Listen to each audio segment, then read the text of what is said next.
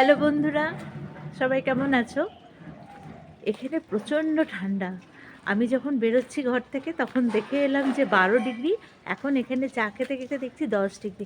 দেখবে ধুঁয়ো বেরোচ্ছে, এমন ধুঁয়ো বেরোচ্ছে যে সবাই দেখে ভাববে বোধহয় আমি করছি, কিন্তু এটা হাঁ করে ধুঁয়ো বেরোচ্ছে। প্রচণ্ড ঠান্ডা, প্রচণ্ড ঠান্ডা।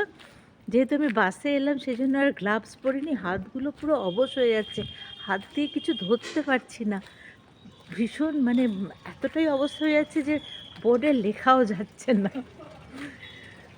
ঠান্ডাটা খুবই ভালো লাগে, আমি জানি সবারই খুব ভালো লাগে, কিন্তু খুব সাবধান যাতে ঠান্ডাটা না লেগে যায়। অবশ্য ঠান্ডা এরকম পড়ে গেলে ঠান্ডা লাগার চান্স খুব কম থাকে। তো সবাই চলুন, সবাই খুব ভালোভাবে এনজয় করুন ঠান্ডাটাকে। আর ভূতের ঘটনা কিছু হবে নাকি সেটা জানাবেন। ভূতের ঘটনা কিছু শুনতে চান কি না এই ঠান্ডার মধ্যে?